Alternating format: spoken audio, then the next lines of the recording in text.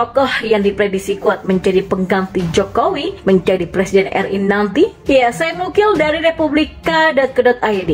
Saiful Mujani Research and Consulting atau SSRC menemukan 5 nama yang berpeluang untuk Pilpres 2024 nanti dalam 3 metode survei. Mereka adalah Prabowo Subianto, Anies Baswedan, Ganjar, Ridwan Kamil, dan Sandiaga Uno. Tapi mari kita lupakan sejenak hasil survei SMRC.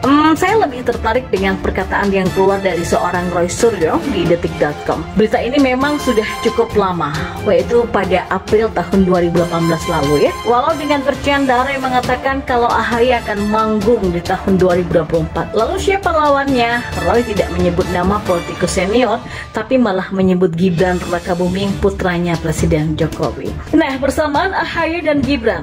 Oke, yang pertama, mereka itu sama-sama anaknya presiden. Jelas, itu sama-sama laki-laki. Nah, setuju dong dengan pendapat saya? Kalau ada yang nggak setuju, saya nggak mau berkomentar.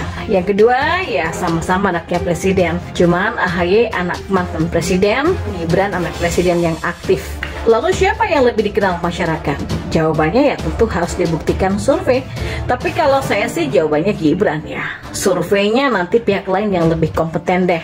Itu pun kalau ada dan mau. Yang ketiga, sama-sama pernah sekolah di luar negeri. AHY pernah di Amerika, Singapura, Gibran di Singapura dan juga Australia.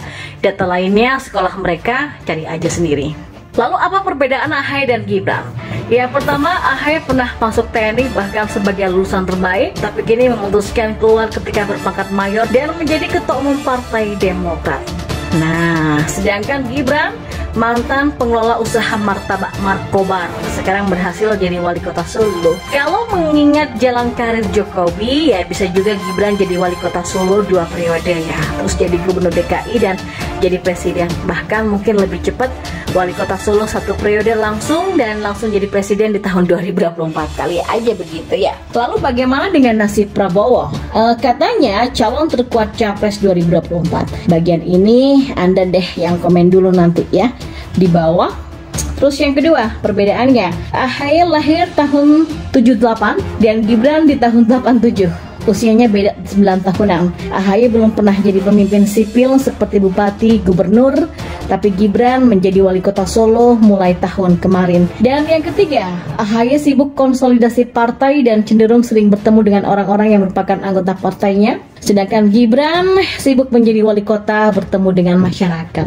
Kalaupun menjadi pemimpin kota Solo, tapi orang-orang di luar kota Solo banyak yang tertarik dengan Gibran. Hal ini karena perilaku Gibran yang simpatik dan menarik dalam berkomunikasi dengan masyarakat Solo. Lalu apakah 2024 nanti akan menjadi panggung AHY dan Gibran? Ya, politik memang unik. Tujuan politik teorinya agar bisa membantu masyarakat lebih luas, yaitu dengan punya kewenangan membuat atau merubah undang-undang supaya aturan yang tercipta atau yang sudah ada itu lebih sempurna serta mampu mesejahterakan rakyat.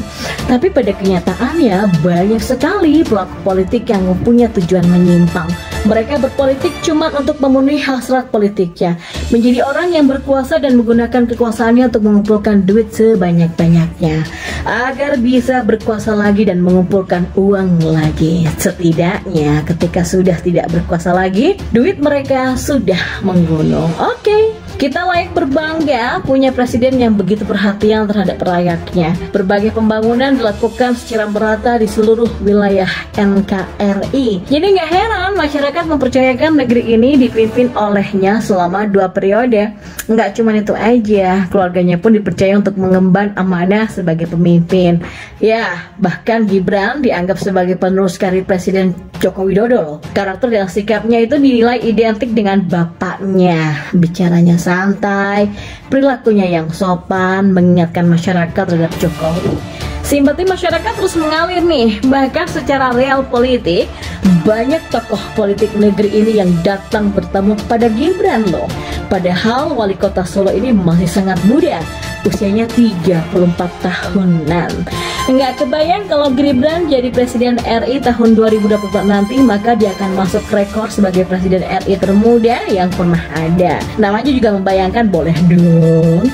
Dan dalam politik bukan tidak mungkin, indikasinya sih sudah terlihat. Dan diberitakan sejumlah menteri tercatat bertemu putra sulung Presiden Jokowi itu juga. Seperti Menteri Perhubungan Budi Karya Sumadi, Menteri Agama Yakut Khalil Qomas, Menteri Ketenagakerjaan Ida Fauzia, dan Menteri Pemuda dan Olahraga Zainuddin Amali. Kemudian Menteri BUMN Erick Thohir, Menteri PUPR Basuki Hadi Mulyono, Kapolri Jenderal Listio Sigit Prabowo, dan ada juga tuh mantan Menteri Pariwisata dan Ekonomi Kreatif Wisnu Utama Kusubandrio. Selain itu, petinggi partai politik yang menemui Gibran, salah satunya adalah Ketua Umum PKB yaitu Caimin, terus ada Sekjen Gerindra Ahmad Muzani, dan Wakil Ketua Umum Partai Gelora ada Fahri Hamzah juga. Dan terbaru, Gibran katanya ditemui Komisaris Utama PT Pertamina atau mantan Gubernur DKI Jakarta Basuki Cahayapurnama alias Ahok. Nah, tokoh-tokoh ini bertemu Gibran kemungkinan besar karena kepentingan politik. Masa iya mereka mendatangi seseorang hanya sekedar silaturahmi biasa?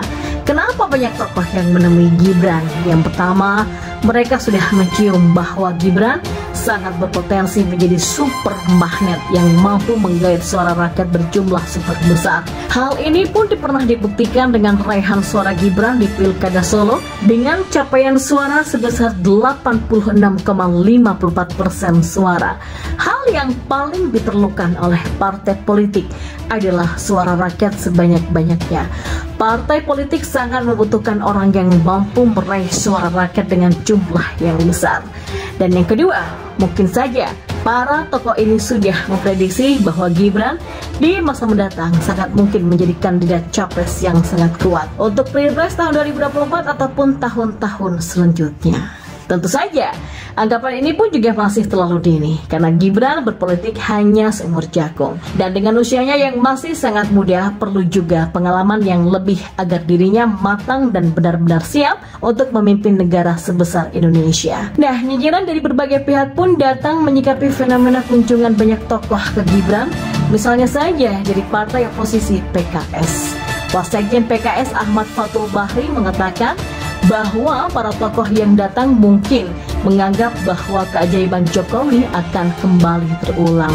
Nah, tapi memang siapa tahu keajaiban itu memang akan benar-benar terjadi, kan?